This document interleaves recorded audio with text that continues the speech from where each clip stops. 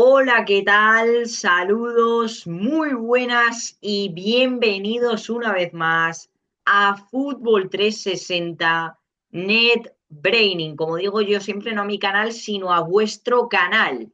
Bueno, pues hoy os traemos el torneo más longevo de la historia, el torneo más antiguo de la historia, el primer torneo de la historia del fútbol del que se tiene registro. Y no es nada más y nada menos que la Jordan Cup. Este es el tercer vídeo, si no recuerdo mal, de la trilogía que hicimos hablando del Hallam FC, del Sheffield FC, que es el club más antiguo del mundo, fundado en 1857, y este ya sería el vídeo que termina, por así decirlo, con la trilogía de Hallam, Sheffield y la guinda del pastel, que es este vídeo de la Jordan Cup, del torneo más antiguo de fútbol del que se tenga fecha.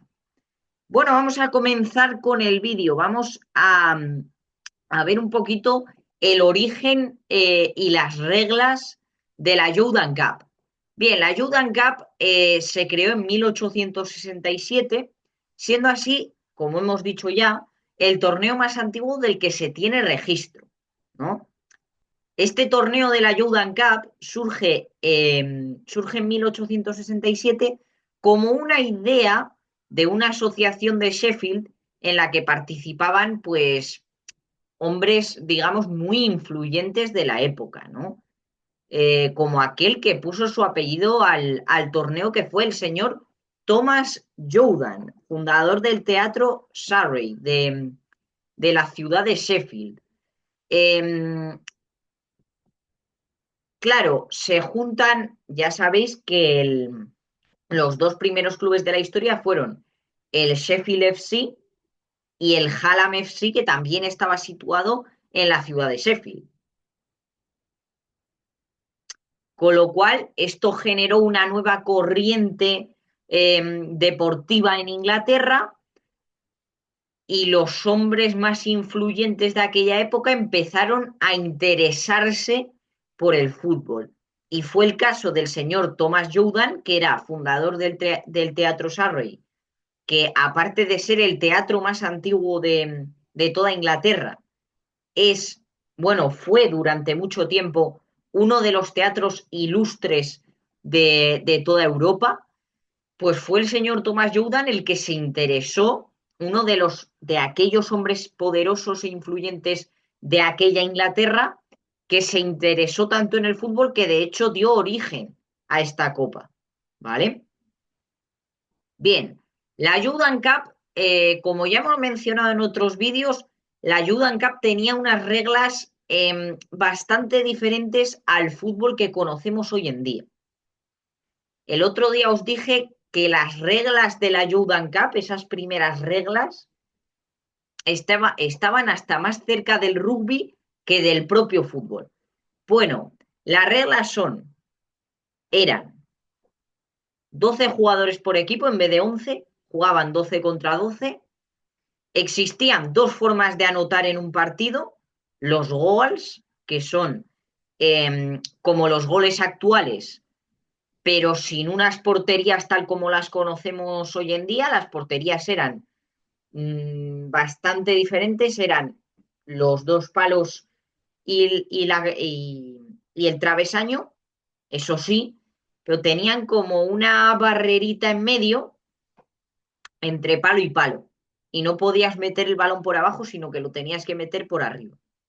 ¿Vale? Entonces, los goals que eran parecidos a los goles actuales y los rullés.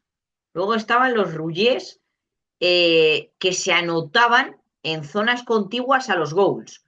Por ejemplo, líneas de fondo, líneas de banda contiguas a la zona de gol, por ejemplo, en el pico del córner, ¿vale? O sea, tenías los goals, que son los goles convencionales de toda la vida,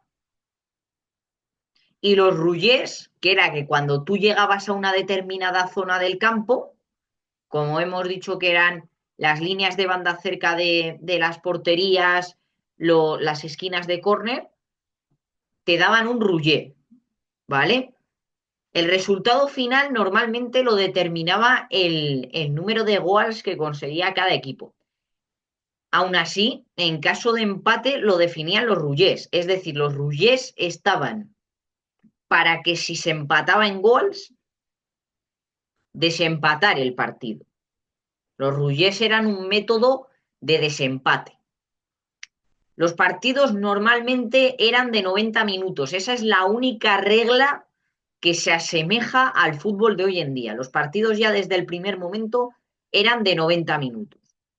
Si había empate a goals y a roullés, que podía pasar, que los dos equipos hubieran conseguido tanto los mismos goals como los mismos roullés, se jugaba una hora de tiempo extra, es decir, se hacía una prórroga pero a lo grande. Se hacía una prórroga pero a lo grande, en vez de jugar en lo que se juega, los minutos que se juegan ahora, ¿vale? Que son 15 y 15, son media hora, se jugaba una hora entera, era media hora y media hora. Y el primer equipo en marcar, pues sería el vencedor. El primero que consiguiese un gol sería el que ganase el partido, ¿vale? Eso sí, si después del tiempo extra seguía habiendo el empate, el partido se tendría que repetir, ¿vale?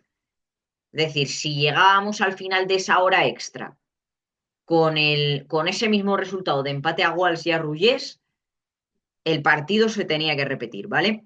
Esto que estáis viendo aquí eh, son primero, las reglas generales, ¿vale? Esto es un manuscrito de reglas generales de la Jordan Cup. Y estos son los partidos que se iban a jugar el sábado 16 de febrero, ¿vale? Que lo pone aquí, si os dais cuenta, donde está el cursor. Estaban las reglas, un manuscrito de reglas para que la gente más neófita entendiera, que era mucha, y aquí todo el listado de los 6 partidos que iba a haber ese día, ese 16 de febrero de 1867.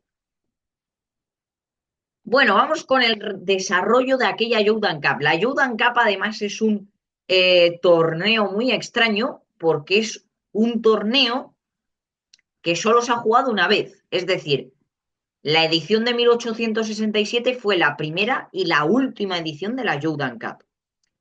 Bien, los partidos, como ya hemos visto, comenzaron en febrero de ese mismo año, de 1867, con 12 equipos. Era una competición de 12 equipos, de los cuales 3 llegaron a instancias finales, ¿vale? Los últimos partidos se jugaron en Bramall Lane, que en ese momento contaba con una capacidad de 3.000 espectadores, ¿vale? Bien, como hemos dicho, había 3 equipos que llegaron de esos 12 equipos participantes, hubieron 3 que llegaron a las fases finales. Bien, al ser 3 equipos, en un primer momento se ideó que el Hallam United jugase una semifinal contra el Mackenzie y que en la final esperase el Norfolk. Pero por temática de tener los mismos partidos jugados, de que la gente se quejó, etc., etc., el Hallam y el Mackenzie jugaron esa semifinal y el Norfolk jugaría contra el perdedor de la semifinal, resultando finalmente en una final entre el Hallam FC y el Norfolk, en la que acabó llevándose el trofeo el Hallam United, siendo el club que posee el título más antiguo de la historia,